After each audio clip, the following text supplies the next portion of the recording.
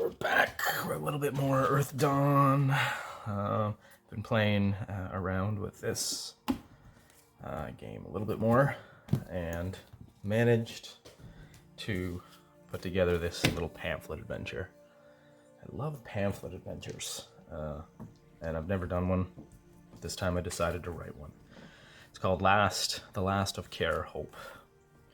So we're gonna try and play through this little sucker, and you can play through it solo, and you can watch.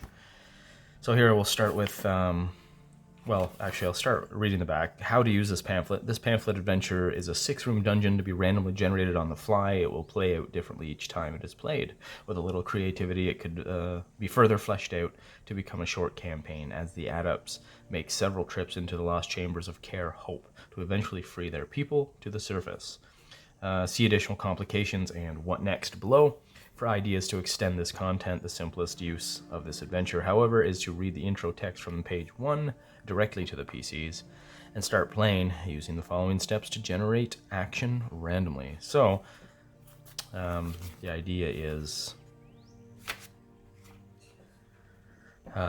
we go through exploring basically the dungeon, the Kaer, and we have some objectives we're trying to accomplish, and it'll, it's good for playing solo because you don't really know what's coming next. So I'm gonna give her a go here. All right, so so The Last of Kaer Hope is what it's called. The name of the Kaer being Hope, and it's an Earthdawn 4th edition adventure for 4 Circle 1 adepts. Now I've got my trusty 2 adepts here, Phage, the human warrior, and Mithra, the human wizard. So I'm just going to dial everything back, show you how that might work. I don't know, it's just an eyeball. I'm just going to eyeball it. I'm going to have all the monsters. So here's the intro text. It's been 20 years to the day since Kaer Hope was breached and half the inhabitants fled to the Fields Chamber, locking themselves in as the remaining residents slowly succumbed to the unknown fates at the hands of a ghoul plague outbreak, due presumably to the infiltration of a horror. So this is during the Scourge. This town is basically underground in their care. The survivors are sustained by a water spring and grown produce nurtured by elemental magic infused sun shafts, carrying sunlight into the chamber. However, it seems the enchantments have been fading and there is need for more natural sunlight to compensate. It appears there is a blockage somewhere in the true air-segmented sunshaft network, which must be cleared and to sustain crop yields, and to power the sundial-like Scourge clock fixture accurately. So I picture this big, it's shaped like a sundial, a big stone fixture in the middle of this chamber, maybe, where the sun shaft just pours sun into this giant chamber so they can grow their crops. And as the shadow falls onto this sundial thing, it gives them an idea how much time they have left of the Scourge. It's the idea being the Scourge clocks are roughly tracking the ambient magic on the planet. So when it hits a certain low, the Scourge is theoretically over, and it's safer to leave your care, return to the surface. But these guys aren't sure what's going on because their sun source has kind of dwindled, so they're not sure if their clock is right. You have been chosen by fate to be naturally gifted in the ways of magic. Self-taught, you have taken this unheard of blessing very seriously, honing your abilities for such a time as this. You are the answer to the remnant of your people's hopes and prayers by your miraculous gifts, and you have volunteered to risk your lives so that they may live. So the idea being, you are self-taught, naturally gifted adepts, so you can use your talents, your magical talents, without previous tutelage. On the 20th anniversary of the separation, you boldly step through the long sealed vault-like door of the Fields Chamber into a dark, damp, and eerily silent hallway. All the As the door is quickly sealed behind you, you are left only with the instructions for the secret knock to return, a torch, and decades of nightmarish tales of what presumably happened to the residents on this side of the door. Okay, so kind of serious stuff. It's such a dark setting. It's really quite cool that way. So the objectives here are recover the key to the Great Gate, the door to the surface. That's going to be worth 75 legend points if you find it. Clear the sun shafts of any blockage, 75 legend points.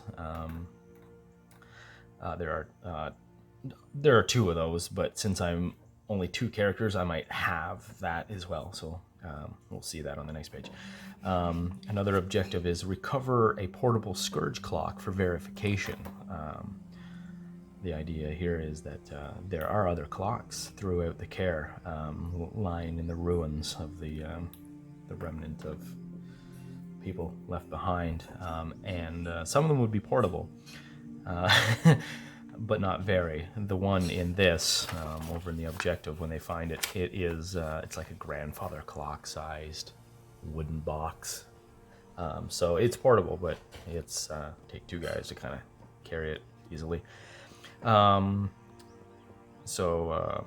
Also, discover the fate of Ranson, the brave adept who chose to stay behind and fight to protect those locked out and attempt to root out and destroy the source of the corruption of Kaer Hope. And that's good for 50 legend points if we manage to find him, and return the remains of Ranson and his belongings for another 50 legend points. So the story there is, like, all of this stuff is obviously left up to the game master to flesh out and twist however you like. It's just a suggestion after all, but I'm gonna roll with it like, so yeah, 20 years ago, this guy, they did have an adept amongst them, and he decided to stay out and try and stay with the survivors, the remaining outside, when the survivors sealed themselves into the Fields Chamber. The ones outside were slowly set upon by and overcome by ghouls and the horror probably itself.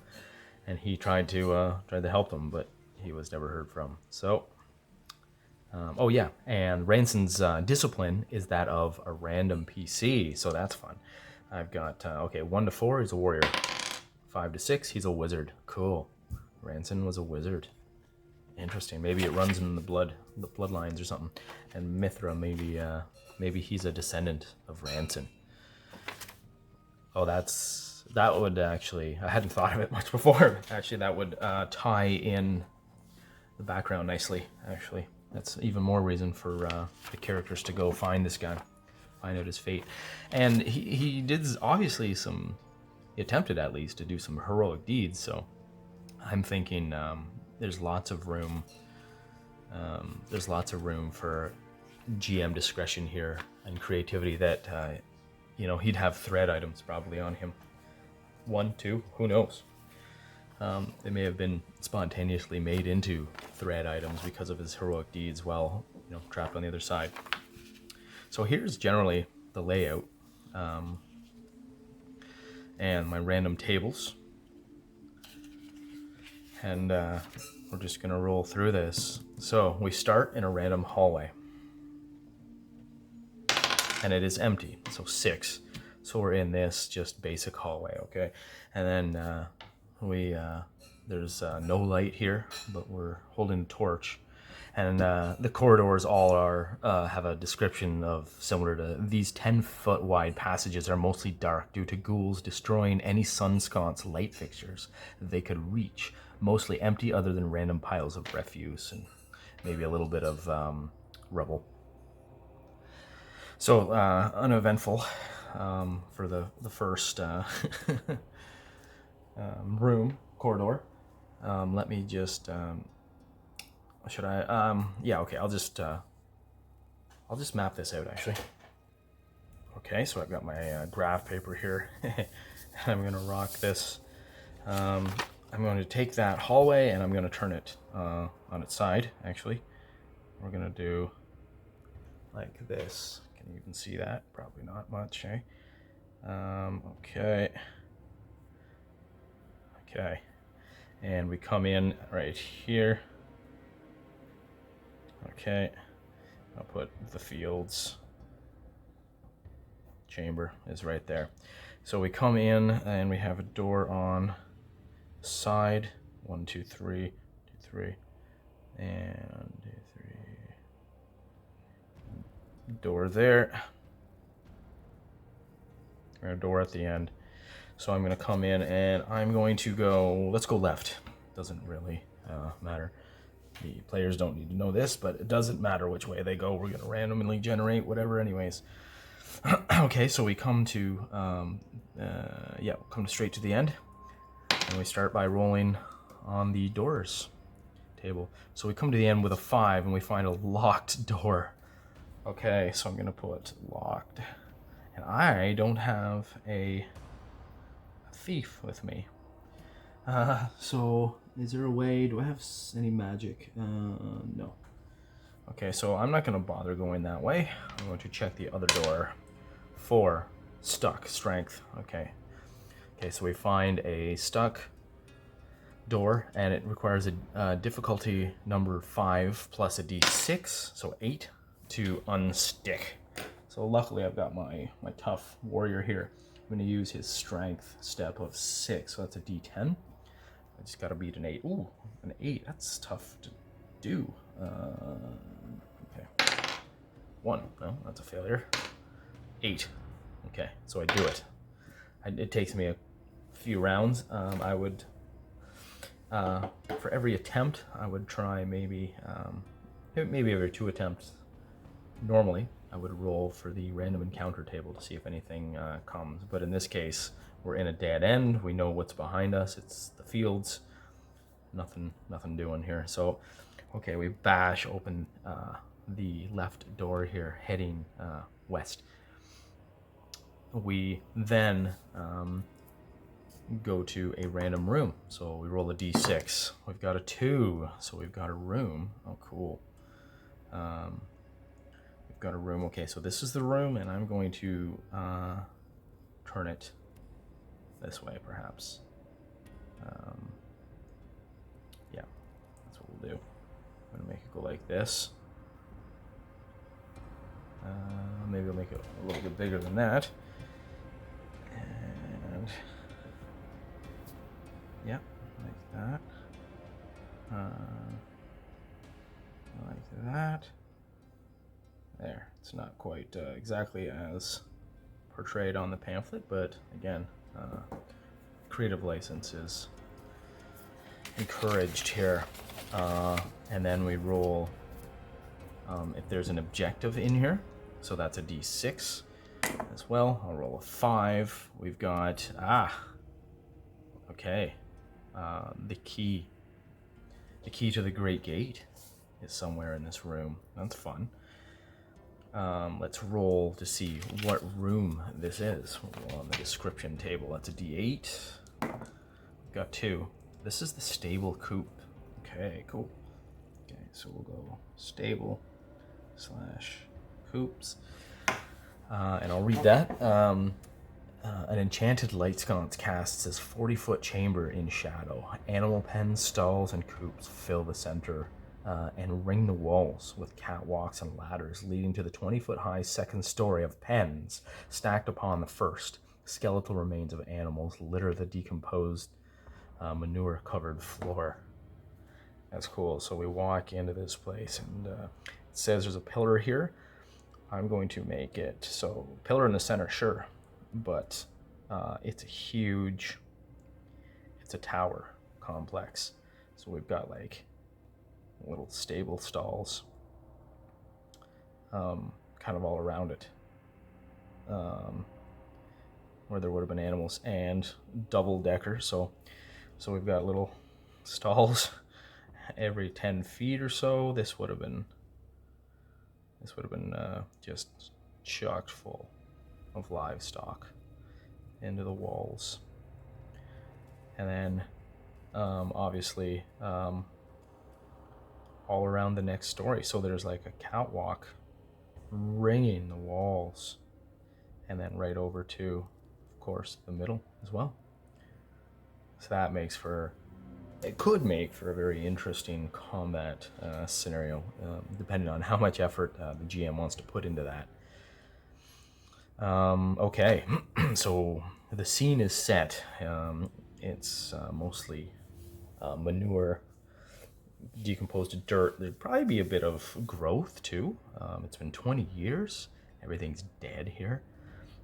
Nothing seems to be around. We're gonna roll encounter, see if there is anything that'll attack. But yeah, I would think there'd probably be some bushes and shrubs and things growing just in the dirt. Okay, so here comes some interesting stuff here. 3 on the random encounter. 2 to 3 is nothing. Okay. Oh, sorry, it's 2d6. Okay, we've got a 9 there. 9. Oh, interesting. So 2 plus 1d4 dogs. So I'll roll this, and then we'll have it. So that's a 5 total. So we'll go 2. 2 dogs, and these are pardon my editing. I have not printed out the latest changes, but these are 2 undead dogs. They have the undead mask on them, and the rancid modifier. So we go to the good old Earthdawn companion. I've got the pages there. Page 366 for the mask modification. And I don't believe it's a huge change to anything on the dog stats in the Game Master's Guide.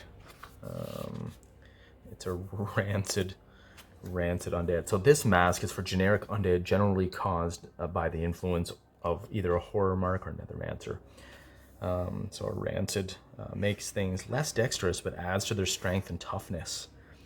-1 initiative, physical to all defenses, +4 to death, and +1 to wound and 2 to knockdown. So it's slightly tougher. Very cool. Okay, we're gonna work with that. We'll just set that aside. We'll get the stats for the dog. 277. So maybe they had some dogs in here as well as the livestock. The dogs were the only thing maybe that's left. Maybe they ate the rest of the stuff. Either way, they have become undead due to the horror influence and corruption in the area. So very cool. Okay, and next we can roll optional, of course. Everything here is optional, but I took the extra pains to say that this is up to the GM. If something else makes sense, by all means, go with that. But I'm going to roll randomly to see what the monster's strategy is here. And they attack on sight with a 5. So we step through the door after bashing on it for a while. So they were certainly alerted, and they attack on sight. Now, if I had rolled a 6, it would have been hide and ambush. So their dog's not that smart. But they will attack on sight. So they do have a initiative step of -1, thanks to them being undead. That's going to give them a 4. So that's a D6. The 2 dogs go on 5. That's pretty good. Okay. Oh, I'll put this here. 2 dogs attack. Okay, and they're I'll just keep track of how much damage they take. I've got initiative steps of 6, so D10, and minus. I've got a D6 as well. So I'm wearing armor on Thage. Oh, explosion! He goes first, and a D6 for Mithra. 6. Okay, both of us go first. Okay, so Mithra is the support man here for combat. He doesn't even have a weapon, so he will actually. He can cast his offensive spells, and he can do so quickly. Let's do Mind Dagger. He's gonna cast Mind Dagger, and that is spellcasting. So step 10, Perception. So I'm still new at this system. Sorry, bear with me as I talk through how to use abilities. So he's going to cast a spell with 0 threads. He goes spell casting, that's a rank 3, plus his perception of 7. I'll try to keep this moving, sorry. So you can tune out and just pick up the dice rolls and results. Step 10, that is 2d8 for his casting against the mystic defense of 7 of a dog. Of a rancid dog. So boom, 1 explosion. Okay, so 18. That would be 2 success, right? Yeah, 2 success plus 1.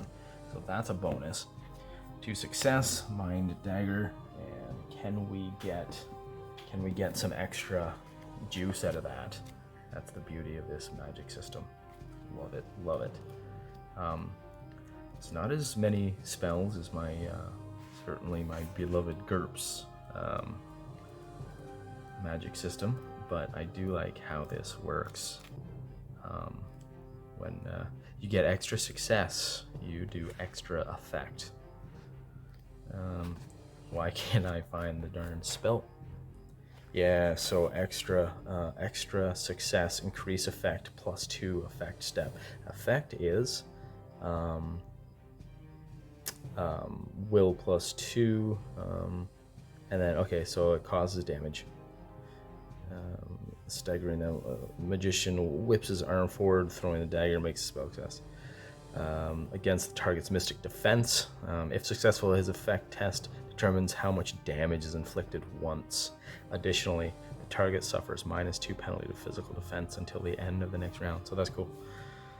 Okay, so I got 2 extra, and that's will plus 2. Effect is, oh yeah, I've got it written here.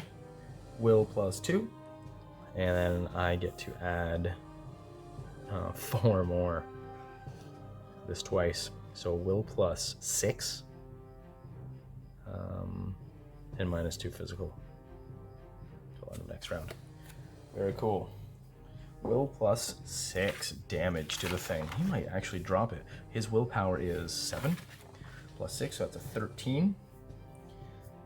That's a D10 and a D12. Probably won't drop the dog in one go, but although it is an unconsciousness rating of 17, so it's certainly possible. Okay, and here we go.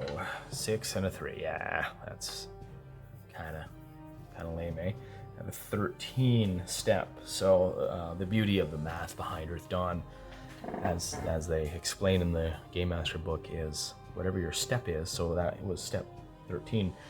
The dice that you roll, D12, D10, including explosion chances, averages to be your step value.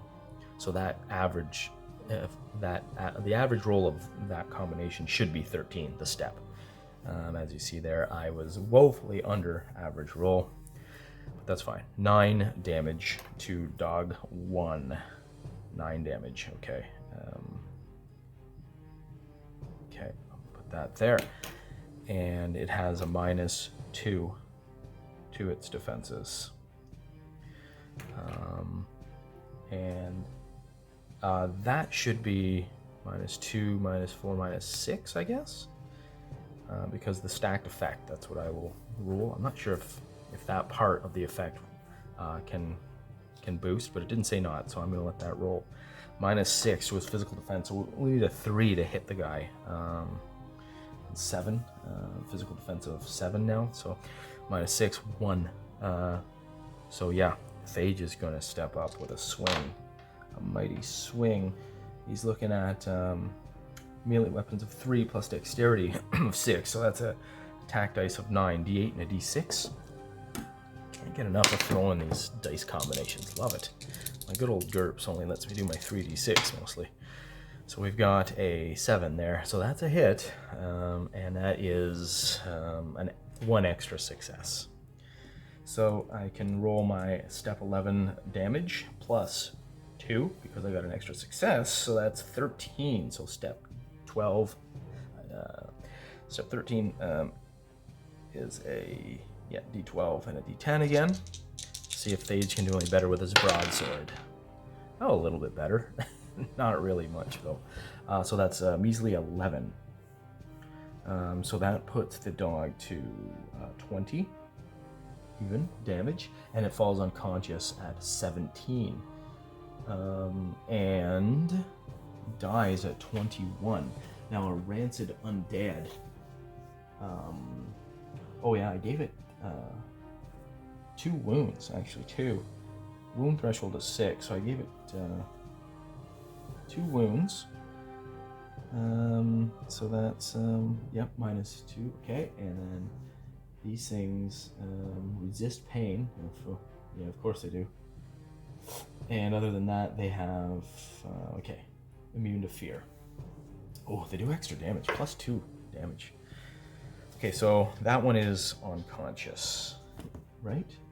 Some of these things can't be knocked unconscious because they're undead. Yes, this one. Uh-oh. Nope, it can't be. Nope, it cannot be. It is still up. Brutal. I need to do 1 more hit point to it. 1 more damage. Okay, well they come attacking. They do +2 to damage, so they attack with a step of 8, so that's 2d6. Let's get that rock in here. And we'll attack Phage because he's right in their face. Oh boy. 9, 11. So that'll hit Phage. He's got a physical defense of 11 with his shield. Just barely got him. Okay. Okay, and then we'll roll damage +2. So 9, step 9 damage, +2 to 11. D8, D10. Wow, eh? Okay, 5. That's not too bad. He's got physical armor of 5, so no damage gets through Phage, our human fighter. The mighty Phage Stormblade shrugs that attack off. Here comes the next attack with a 2d6 on Phage as well, so that's a 7. His physical defense of 11 shrugs it off. Initiative.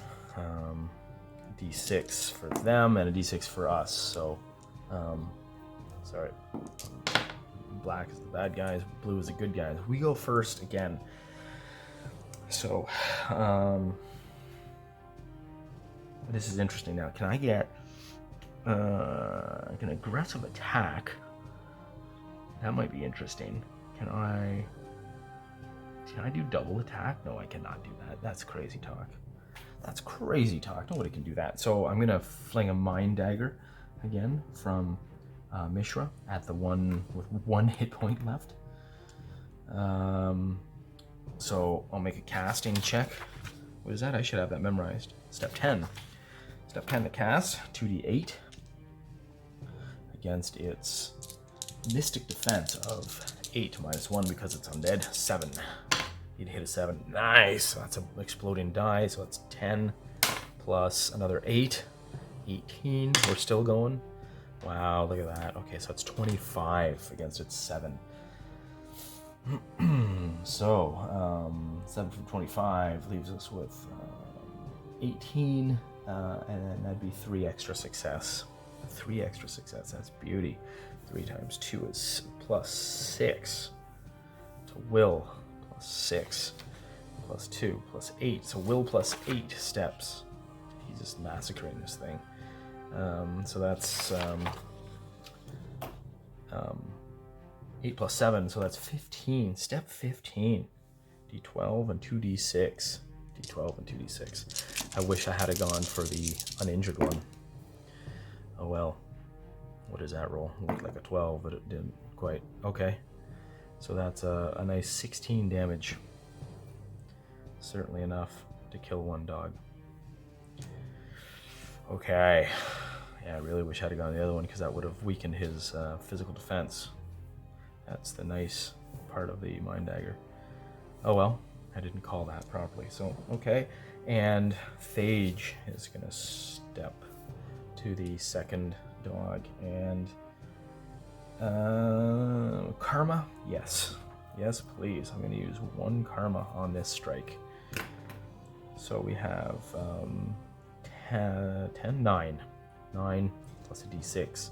So step 9 is a d8 and a d6. And then I'm gonna add another d6 for the karma die. Trying to hit a 7 here. That couldn't have been much worse. I blew a karma and I got nothing for it. Okay, so I blew it. The hunting dog attacks. Bite. 2d6. It's a step 8 attack. It hits with a 6. That's not enough to get through the physical defense of Thage. These are fairly easy foes. Nice way to warm up. A little bit of undead hound hunting. Okay, initiative. Black is the bad guys. Good guys go first with a 5. Mithra.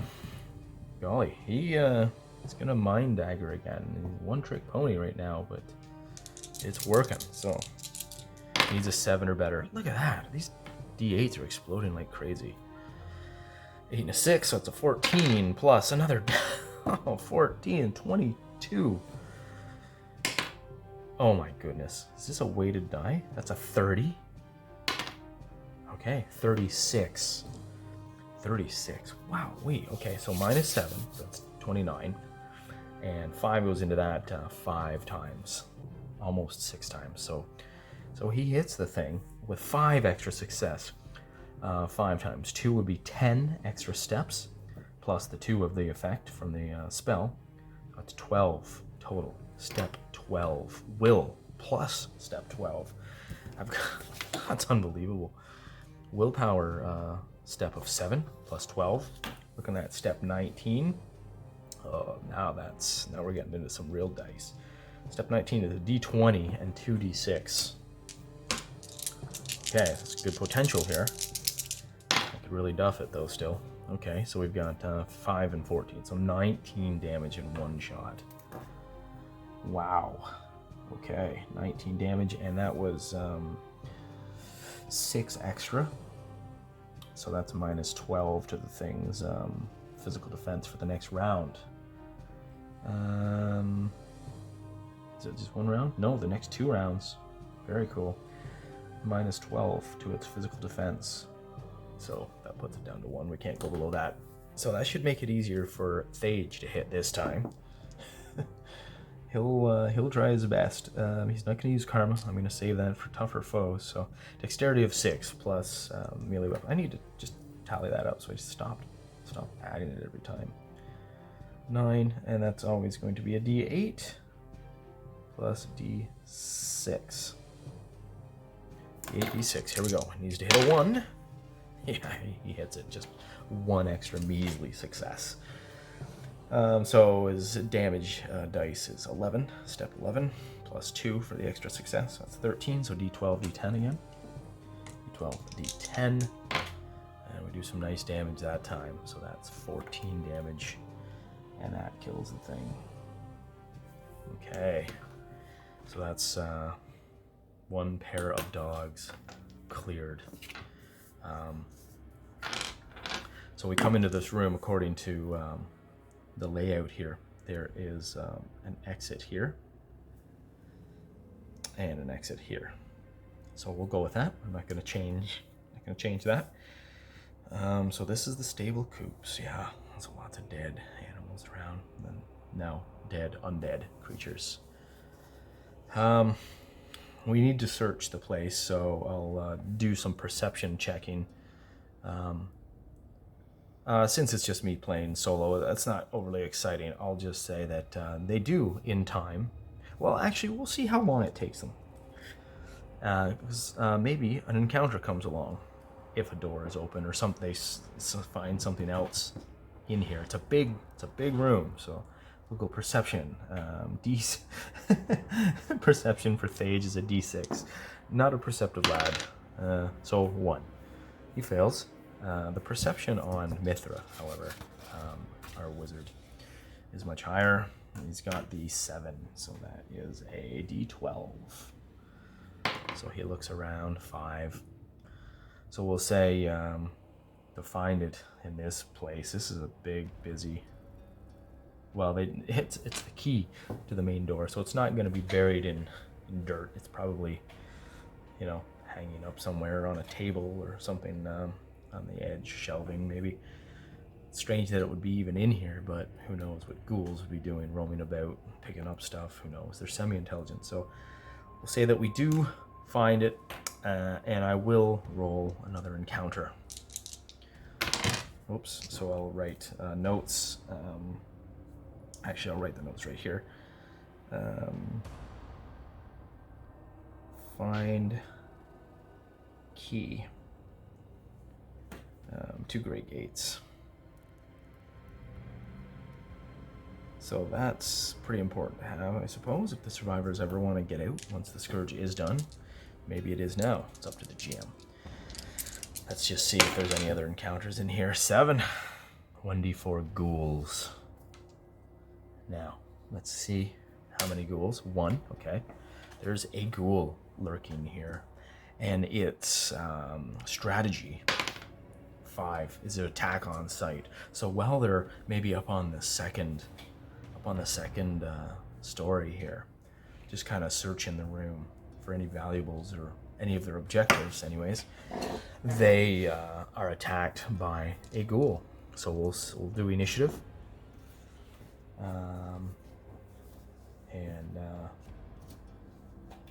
Yeah, check this thing.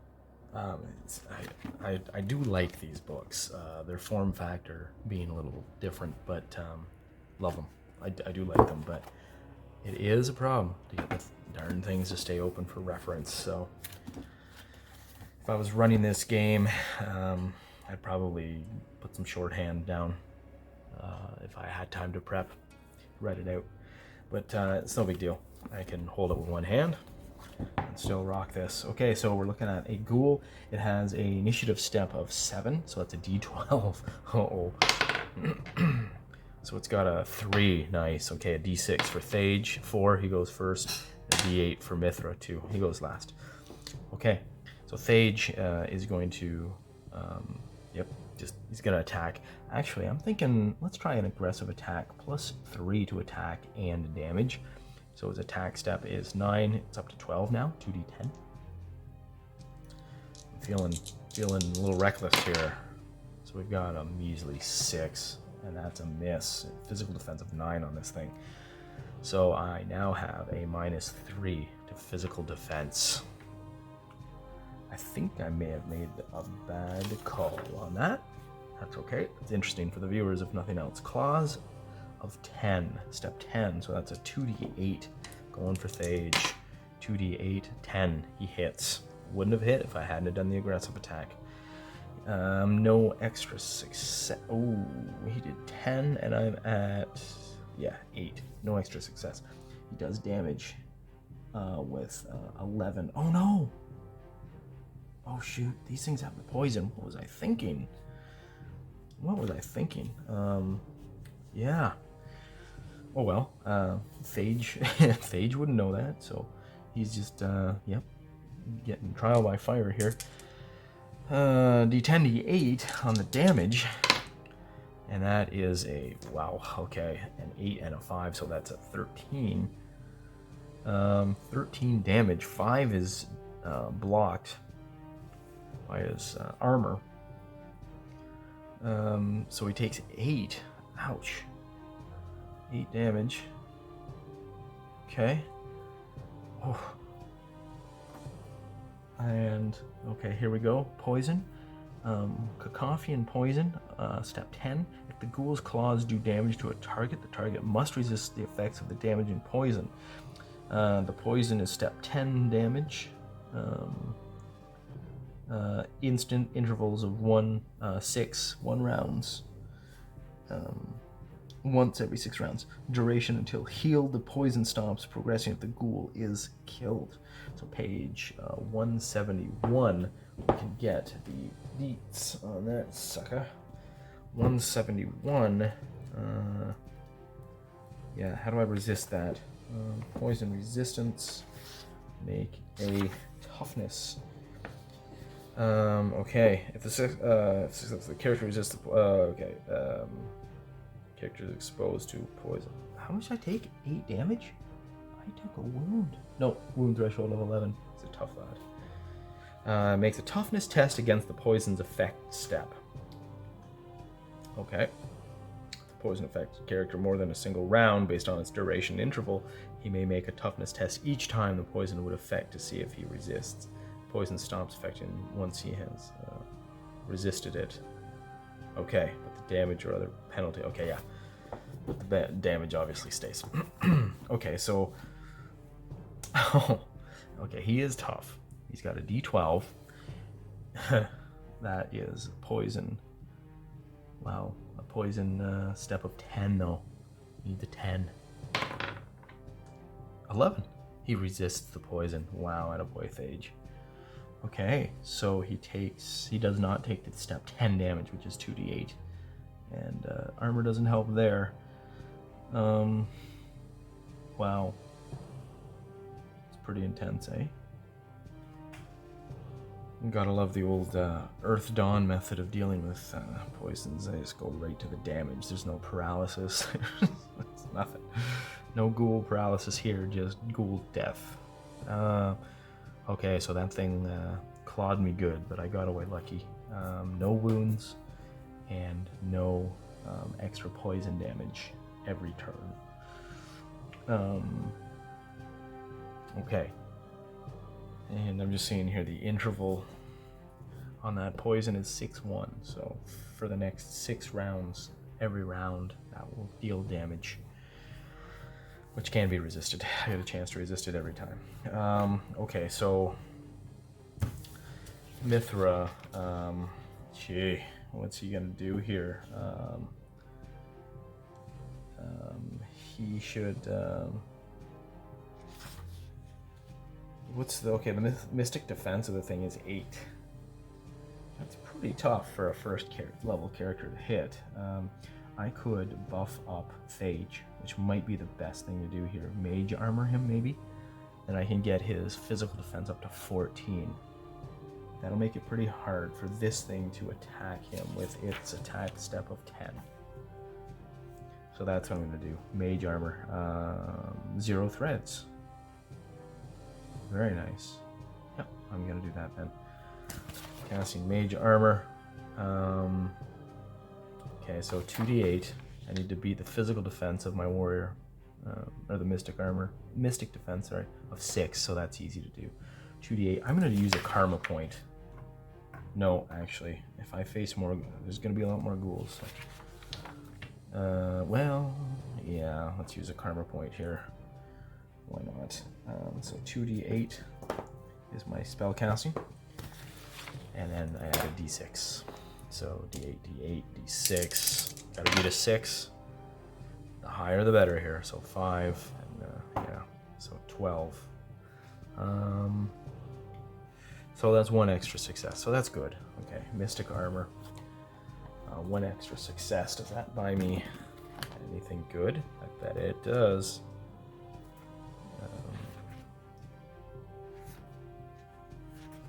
Let's see here. Mage armor. Extra success increases duration for 2 rounds. Okay, so that's, yeah, I didn't really need to do that. Plus 2 rounds. Hopefully this is a quick enough kill. So it's only good for, oh yeah, so rank in rounds, so 3. Okay, so it's good for 5 rounds. Plus 3 physical armor. Not bad. I'll take that. Plus 3, so I'm at 14 right now. 14 physical armor. Oh wait, is that physical defense or physical armor? Yeah, of course, it's mage armor. Plus 3 physical armor. So, oh yeah. Physical armor goes up to 8 instead of my physical defense going up. Silly me. Not harder to hit, but okay. I am gonna take damage better. Okay, here we go. Initiative again. D12 for that thing. Oh, 10, it's going first. Yeah. Okay. Here we go. Action clause. Step 10. These things are nasty. 8. That will not hit. Okay, good. Phage will counter attack D8, D6. I'm not using karma. A measly 5. Wow, not even close. The thing has a physical defense of 9. Okay, this is where Mithra's gonna lay in on it with a mind dagger and get that physical defense dropped a bit, whittle that down. So he's got a 2d8 on the casting here. Thing's physical, or that blue d8 explodes again. Unbelievable. So that's 11. 17. So it has a physical or a mystic defense of 8. So I did 17. So I have just 1 extra success. Not bad. I'll take it. And then I roll will plus 4. So that's 7 plus 4. And it goes up to 11. D8, D10. D8, D10 damage. Nice. Not bad, not bad. 13 damage to the thing. Okay. 1 ghoul. 13 damage.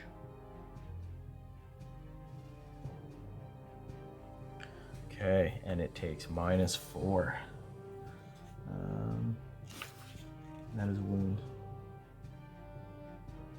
So -3. Sorry, -4 to PD, and it has a -1 because of its wound on its attacks. Consciousness. All these things can go unconscious, so that's good for me. 32. I'm gonna hit 32. That thing's freaking tough. These are a Circle 2 challenge, so 1 ghoul should be a challenge for my 2 characters. And we're finding it is.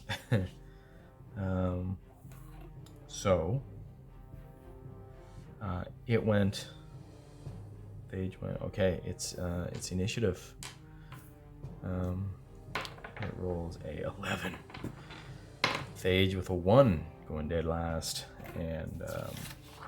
Mithra, I believe, rolls a dexterity step 5. Yeah, he rolls a d8. So yeah, okay. So ghoul, and then Mithra.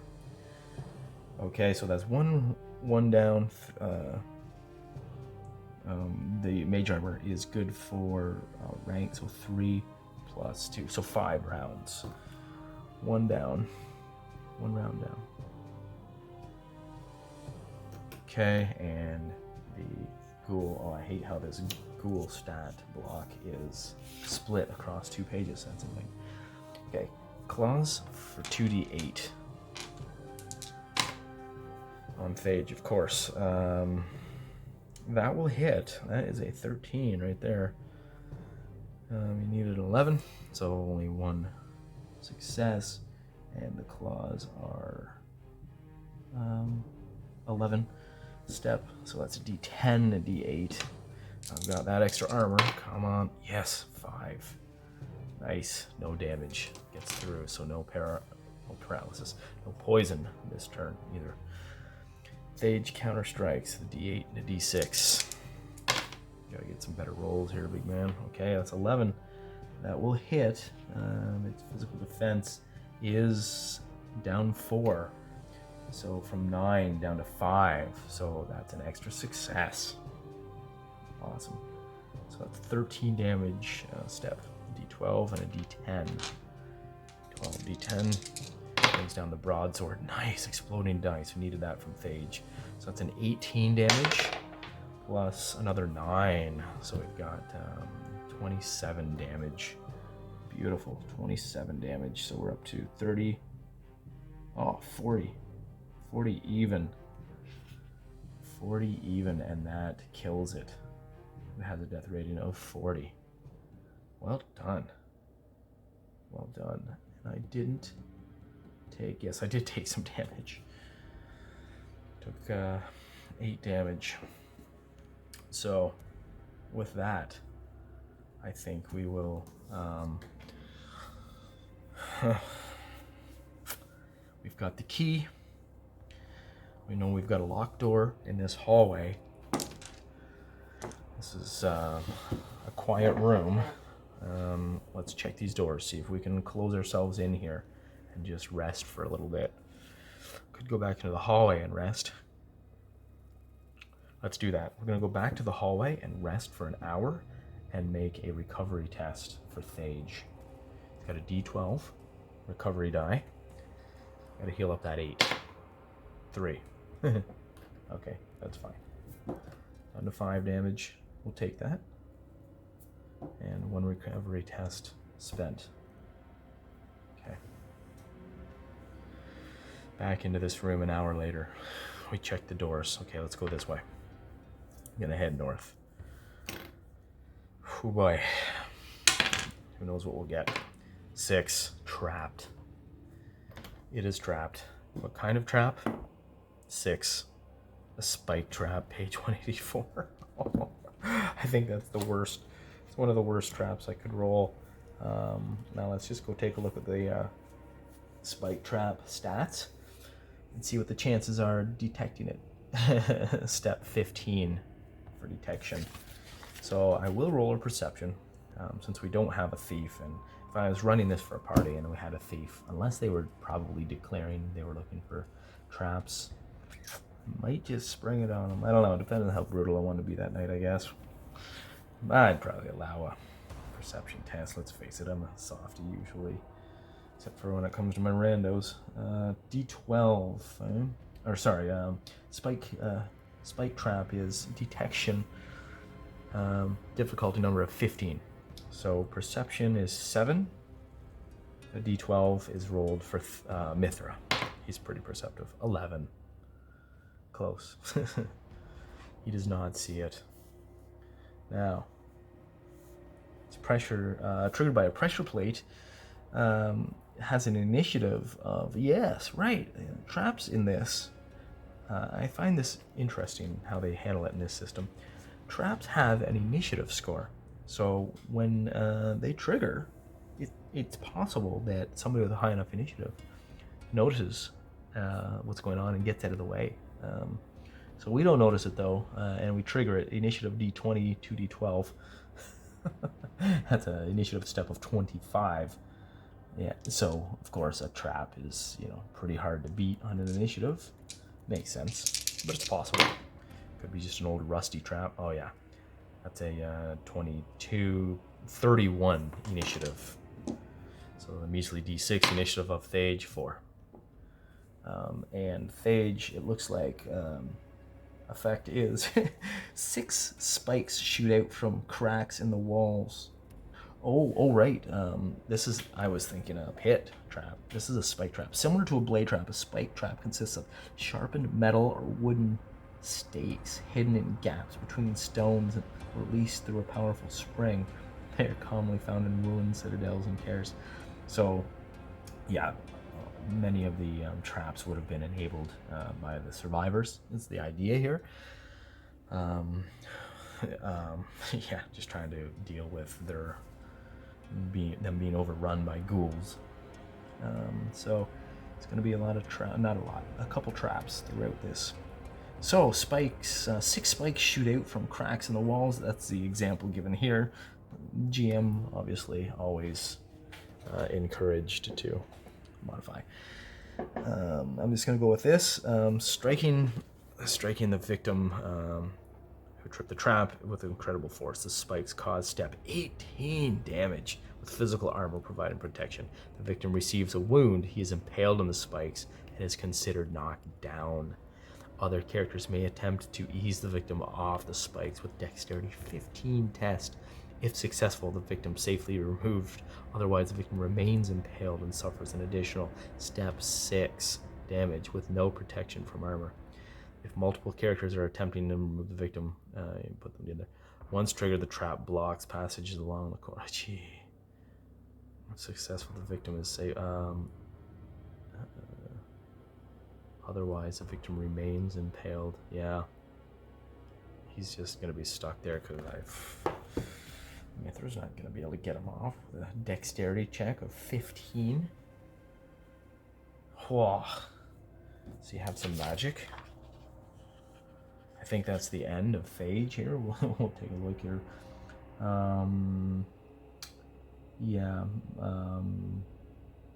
Mage armor would be gone, certainly.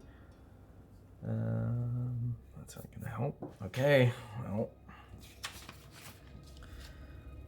Okay, so poor Thage takes step 18 damage, d12, d10, d8, 12, 10, 8 damage. Armor helps. Oh, not too bad. Could have been worse. 12 damage. Oh, he takes a wound. Okay, he has a wound threshold of 11, so he's got the -1. He takes 12 damage, so it puts him to 17 damage now. 43 is his unconsciousness. And he is impaled on the spikes. Yeah, okay, so I guess he can get off. We just fail. Otherwise, the victim remains impaled. Oh no! If successful, the victim is safely removed. Otherwise, the victim remains impaled and suffers an additional d10 damage with no protection from armor. Oh man. Yeah, multiple characters can add their steps. Oh dang. Oh dang, eh? Okay. For flavor tonight, I will modify that spell or that trap and say they come out and they reset themselves and they go back in. So he is not left impaled indefinitely. Takes the damage and that's it. We'll move on. Okay, so that was here. I'm gonna write that in. Spike trap at this door. That's cool. I didn't see that coming. So that was the trapped door. Okay, and next we roll random. So we're leaving a room so that in between every room is a corridor. GM can change as he sees fit. So we go into a new corridor and it's this one here. Very cool. So this one goes like this, something like this here. So we got the stairs that go down and then the corridor goes up and curves over like this. So sorry, yeah, so the corridor to the right goes down a level, and then to a door, ends in a door, and then this way ends in a door on the same level. So this is down. Very cool. And when you go into explained here how to use this pamphlet, when you go into, let me just double check I'm getting this right. If room was entered, roll on the random room description.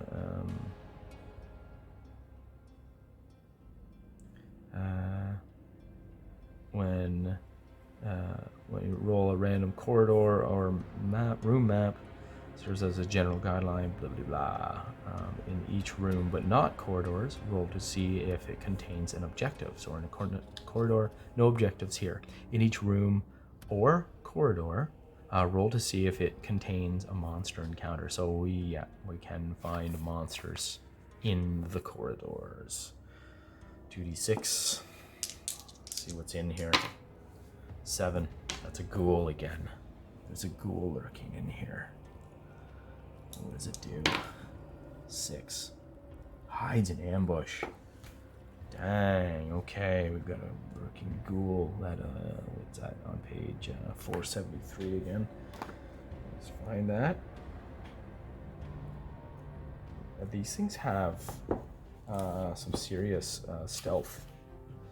They have the ability Stealthy Stride at 8. So it's 2d6. So it is hiding. 6.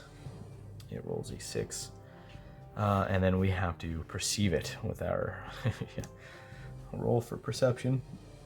For Thage here, it's measly d6. And perception modifiers here is in partial darkness. Difficulty modifier is +1. So we need to beat its stealth of 6 +1, 7.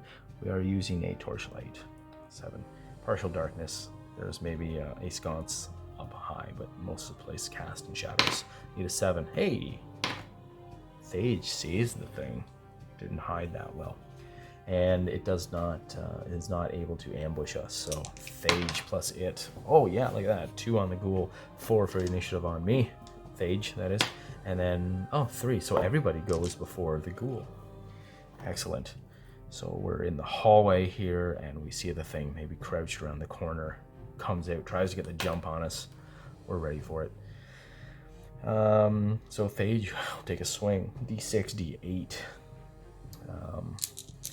Try and bean this thing. 5 is not going to do it. Physical defense of 9 on the things. It's never ceases to amaze me how tough the things are. Well, yeah, they are Circle 2 challenge after all. Mind Dagger again from Mithra, I think. See if anything else here that's good. All his spells are pretty good. He can cast Cat's Eyes, which would be good for searching in the darkness. Anyways, right now it's all about the Mind Dagger. 2d8 spellcasting test against the thing's Mystic Defense. Exploded on the other die this time. These d8s are hot. 9, 15. Mystic Defense on the thing is 8. So, yeah, that's only 1 extra success, so not bad. Okay, willpower of 7, step plus 2 more because of the extra success. So 7 plus 4 is 11. D10, D8. This wizard is doing some good damage. 7 damage. The thing has Mystic Armor of 2. I forgot to use that last time, but it didn't matter. 7, so that's 5 damage. 5 damage, okay, so, ghoul. 5 damage. And it has, -4 to PD. I like doing that 1-2 punch from these guys. Okay, we're gonna attack with Phage. Did Phage already try? Yeah, he missed. Okay. Okay. It doesn't look like that stacks for extra success on the -2 to physical defense. It doesn't stack to -4. It's just -2 to PD, so that's fine. We'll take that. So its physical defense goes from 9 down to 7. And now it attacks. It attacks Phage because he's always in the front. The range on that Mind Dagger is 20 yards, so Mithra certainly will keep out of the way of the combat because he be a wimp. Okay, so the ghoul attacks Phage with a claw of 10 step, so that's 2d8. That's potential for a lot of rippage there. Physical defense is 11 on Phage. He's well defensible, well defended with that. He's got a decent dexterity and a shield. Yeah, it's the shield that's really helping there. Okay, initiative then. Yeah, that thing goes first. Okay, it attacks Phage again, 2d8. That's a 7, not enough. Okay. Phage attacks it. He needs a 7. 6. Brutal. Yeah, Mithra's gonna cast again. Mind Dagger. He's got nothing to lose. It's been working so well. Oh, okay. His great rolling streak may have ended right there. 8 mystical defense. Mystic defense of 8. He hits it. Just barely. So that's step 7 plus 2 is 9. D10, D8, D6. Sorry. Damage. That's another 8 damage -2, so 6. 6 damage to it. It's up to 11 damage, and now it has a -4 PD. Makes it easier for Phage to hit it. Phage missed. Initiative. That's a 10 for the ghoul, 4 for Phage, and 3. So it goes first, 2d8, attacks Thage, 8. Still can't get inside Thage's defenses. Thage, d8, d6, needs to hit a 5 now. Does so, just barely. He does 11 step, d10, what is that, d10, d8 damage. 7. It's got physical armor of 3, so 4 damage. This will take a while at this rate. 15 damage total to the thing. Wound threshold of 9, so we're not getting anywhere close to that. Unconscious at 32. Mithra will mind dagger again. I do like how you can just keep casting every turn. It's pretty fun. That's a 9. That will hit. Mystic defense of 8. So we got 79, d10, d8, d6 for damage. Exploding dice. 6, 7 plus 5 is 13. Not 12, sorry. 12 damage for Mystic defense. Mystic armor, sorry. 12 minus 2. Okay, so 10 damage. And that is a wound. Just barely. 9. So it's got a minus 1. And 10 damage, so it's up to 25. 25, unconscious at 32. Okay. Yeah, I don't know if that stacks. Does it? Yeah, it probably does. Okay, it's got a minus 6 now. Physical defense. Yeah. It'll start running out next time. Okay. So stage went. Okay. Initiative again. 4. Thage is last. Mithra casts Mind Dagger. Actually it attacks first. Yeah, let's reroll that. The ghoul attacks Thage first and misses, and then Mithra rolls not as good as last time, but that will hit for, what is it? 7 plus 2, 9, d8, d6. This much damage again, 4. So minus 2 for Mystic Armor, so 2 measly damage. It's at 27. Working on it. And then Thage will attack. Okay, so that's an extra success. Now that it's down so far from the mind daggering. Yeah, 1 extra success. Okay, so that's at step 11, so plus 2, so step 13, d12, d10. D12, d10. We've finally whittled this thing down. D12, d10. And then a measly 9. Couldn't even reach average. Measly 9 damage. So that puts him from 27. What did I say? 9. So puts him up to 36. Unconscious at 32. Excellent. We killed the ghoul. Wow, this is tough. This is a tough adventure. This is why we playtest these things. I like it. Now, if I had rolled 1d4, group of 4, yeah, whatever.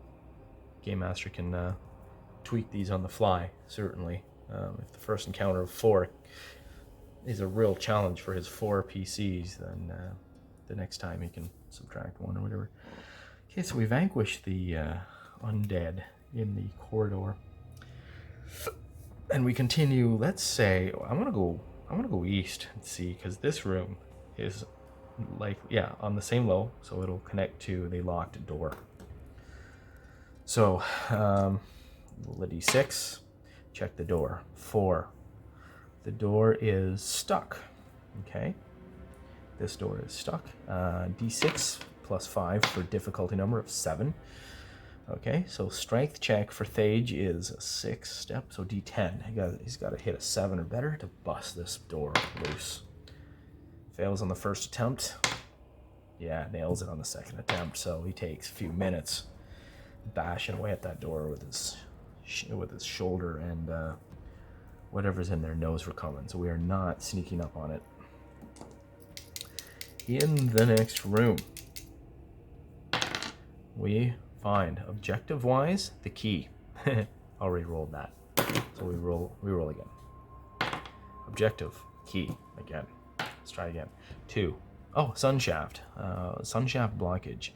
There's a skeleton stuffed in the sunshaft. Difficulty. Okay, so we've done, doing that one now. So to climb to it, we're going to have a DN difficulty number of 6 plus a D6. That is cool. Let me roll that right now. 2. So it's an 8. Equals 8. I love it. Right in on the pamphlet. So we come in to which room? 3. Nice. So this is like a big circular room. That's fun. With 4 pillars.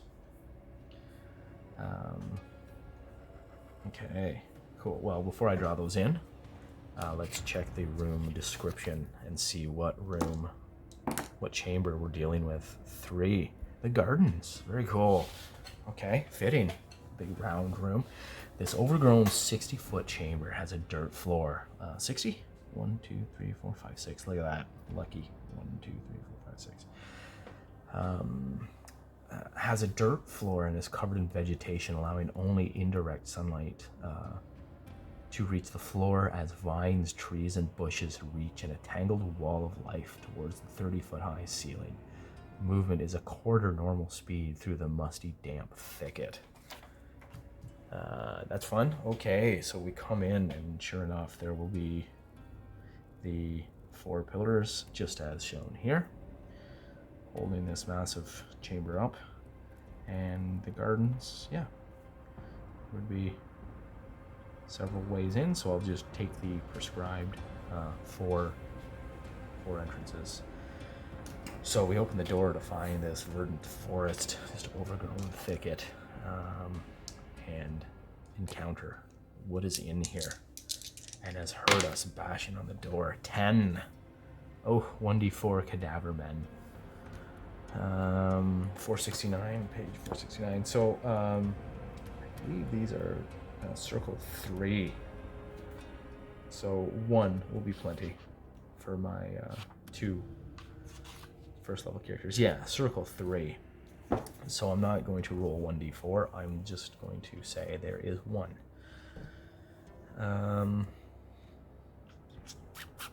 And we'll see what it's doing. 4 falls back to an advantageous position and then attacks. So yeah, it certainly has the time. It just kind of works its way through the thicket and just waits silently. Perception on things is 5. Immune to fear, rage. Oh yeah, that's nasty. Things get tougher as you wound them. Until you put them down. They do not fall unconscious. Death rating of 52. This is going to be a real fight. This is basically the end battle for us. Okay. So the thing waits. It will attempt to ambush us. It does not have stealthy stride or anything like that, so it's just going to have its lame dexterity of 5 attempt to jump us, so a d8. D8? Yeah, d8. So that's not great, but... Okay, so we come in, and we look around, and for game moving purposes, we do notice that there are sun shafts. There is a sun shaft overhead. And we can climb to it. We can reach it. That's how it got blocked in the first place. Somebody or something tried to block it. Maybe to starve out the survivors. Who knows? But there is a skeleton up in there, and we see it. So we don't see anything. Well, roll perception 5. Oh yeah, the thing does its hide. So step 5. So a d8. This is the difficulty 4. And it is partial darkness, so 5. I need to hit a 5 and it would be obscured in the thicket, so I'll add another +2, so we need to hit an 8 to find the thing. And then roll a d12 for Mithra. Oh, he sees the thing and points it out to Thage. So it's in the thicket, so it can't exactly jump out at us until we move by it, kind of. So we'll go initiative.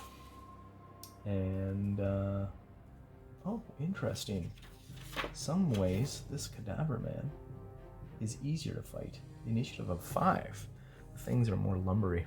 He rolls a 5 for initiative. We've got a 5 on Thage, and an 8 on Mithra. Okay, Mithra is definitely going first. He's going to cast, you guessed it, Mind Dagger.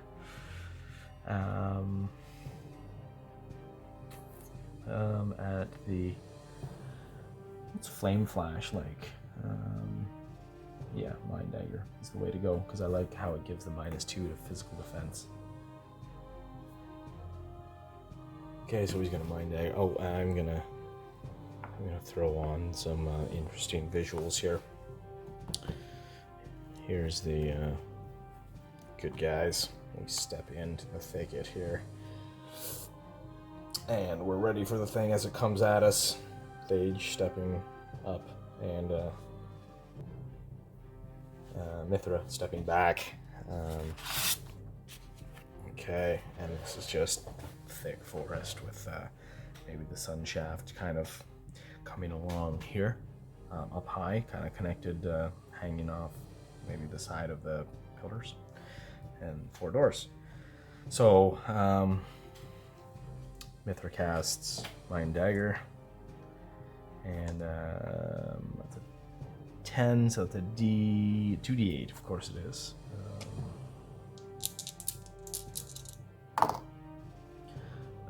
Okay, so it's a 12, and that hits the thing's mystical defense of 9. Okay, so I do will plus 2 damage, so that's 9. So that's a d8, d6 damage to the thing. I hope I don't wound it, because that gets nasty. Okay. I need to pull out my map from underneath here to track this dude's hit point loss. Okay. Yeah. Okay, so we've got Cadaver Man. What do we got there? It's 13 damage, was it? Yeah, 13. Minus its Mystic Armor of 3. Oh, 10 damage. 10 damage to it, and its wound threshold is 10. Oh no, I wounded it. Okay, so it has a +1 now to its attack and damage rolls. These things just get ridiculous. Okay, and Thage tied with it for attack, or for initiative, so he will go first since he's the hero. D8, D6. That's a 12 with an exploding 8. That 8, once again, 12. 17. 17, nice. A physical defense of 9. So that's 1 extra success. So that's 11 goes to 13. It's a 13 is a D12 and a D10 for damage. With Thage, he's getting D12, D10. He's getting good with that broadsword. Oh, 11 and a 10 exploding die. Good time for this. So 21 plus 7, 28 damage. Wow, 28 damage. We're on 38. And that's 2 more wounds. So it now has -3. 38 damage. Amazing. 52 is its death rating. So now the thing attacks Thage with vigor. Claws of 10. Step 10 plus 3. So 13, D12, D10. Thing just flips on him, going with an 11. That's a hit. 3 to its claw damage, so that's step 15. Oh, D12 and 2d6. This is not going to be good for our buddy Thage. Okay, could have been worse, so that's 5 damage after armor. 5 damage and not a wound. So he's up to 17, plus 5 more, so that puts him to 22. 22 damage, he's unconscious at 43. 22, dang, okay. Wow. No wound. At least. Okay, so let's roll for initiative for the next round. The blue D6 is oh, sorry. The blue D6 is Thage. So he goes first over. Okay, we could have a man as last. Okay, Mithra is going to mind dagger again. If it works, it works. 8 mystic defense on the thing is 9. Oh no. Yeah, very nice. Okay. It's still affected by the first mind daggering, so its physical defense is down to 7. So Thage will attempt to hit. He needs to hit a 7. Okay, he does so, barely. And rolls for damage. 11, that is a D10 and a D8. Oh, 10. Not bad. Is that another wound? Yes, it is. Nope, armor. Not after armor. Physical armor of none. 0. Okay. He gives it another wound. 10 damage. Okay, so he puts it up to 48.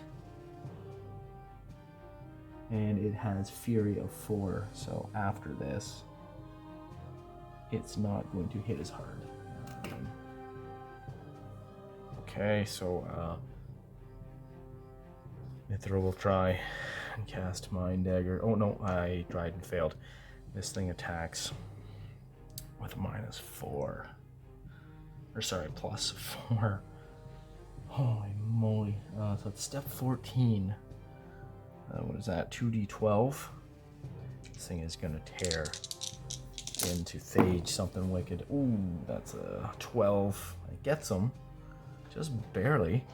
And then the damage is step 16. That's off my charts practically. 12, 8, and a 6. 12, 6, and an 8.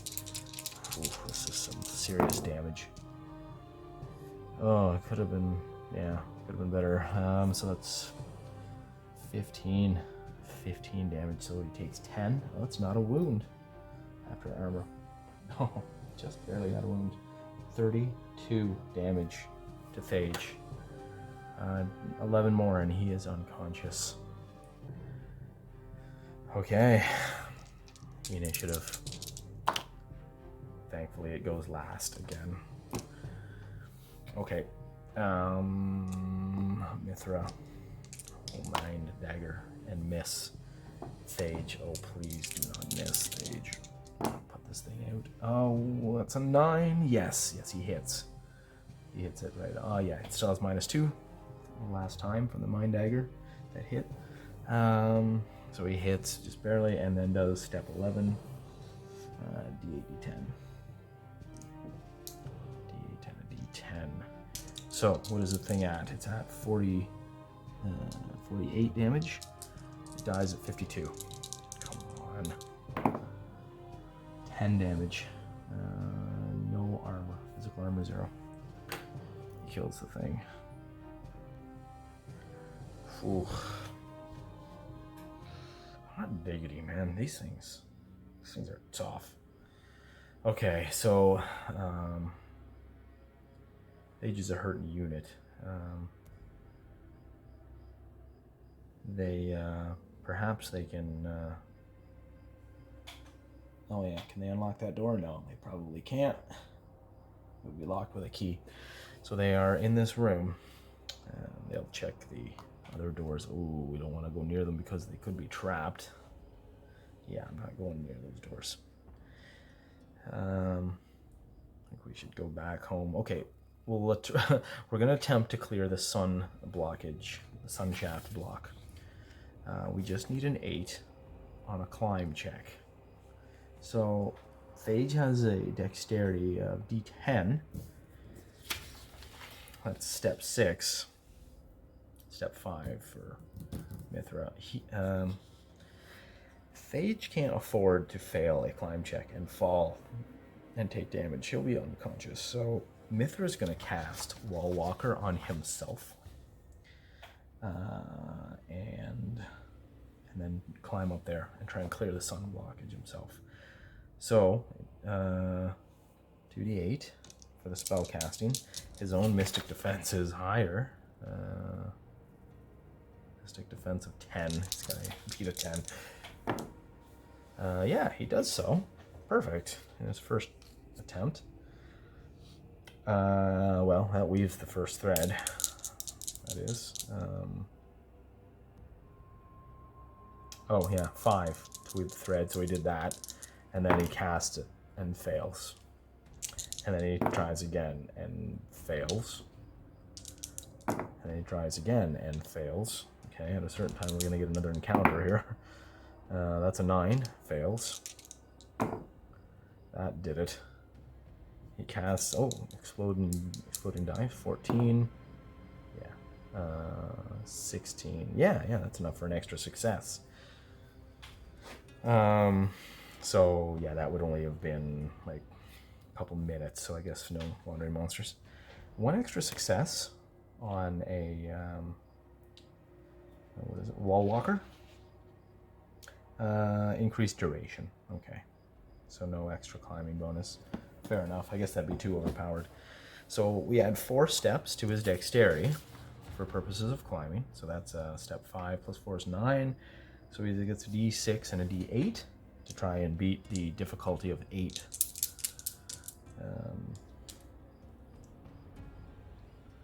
5, 9, yeah. So yeah, I should be able to do this. The step is 9 and the difficulty is 8. So average roll here would be 9. Oh yeah, he nails it. 8, okay, so 15, 20. He rolls a 20 on difficulty 9. Or difficulty 8, so yeah, he nails that. He gets up there, climbs up, comes in. Okay, so this thing's dead. He comes in, climbs up here. Phage will just rest back here, and he'll clear the sun blockage. Now, get this out of the road and go back to our map. So we've cleared a sun blockage, cleared the sun blockage, sun shaft, cleared sun shaft. I decided that because this is a single party, a 2-player party, I'm gonna have basically everything meant for this 4 party member adventure. So there should have been 2 sun shaft blockages, so I've got 1, and we've done that. And with that, perhaps, do we want to return home? I think we have to. We're going to turn around and go back home. It's only, yeah, in this case, let's say 1 in 6 chance of an encounter. Yeah, no, so nothing. So we retrace our steps back to the field's chamber, to the heavy door here. We do the secret knock and get admitted back into the fields to recover and rest up. So we don't have any wounds, so that, I'd say that's a successful mission right there. Legend points, eh? Why not? Let's add them up. It was, so we'd go minor. Yeah, so all the major objectives were 50 or 75. I'll put each combat as 25 legend points. So a ghoul, 2 dogs, a ghoul, and a cadaver man. So that's 4. So that's 100 legend points. That's pretty cool. I'll just track LP here. So we'll start with 100. We've got ourselves 100 legend points so far. Nice little start to the adventure, and then we'll do subsequent delves. So this is what are we? Halfway? Oh, we did return the. We did get the key too, eh? So that's recover the key. That's 75 legend points right there. Yeah. Okay. So yeah. So this little adventure hacked into this pamphlet. I'm gonna get, you know, a few hours of fun out of this, and I'm about halfway done. I've got to get look for a scourge clock still, and locate Ranson's remains, find out what happened to him. All right, that's the end of that delve. I'd say successful. Tune in for more action next time.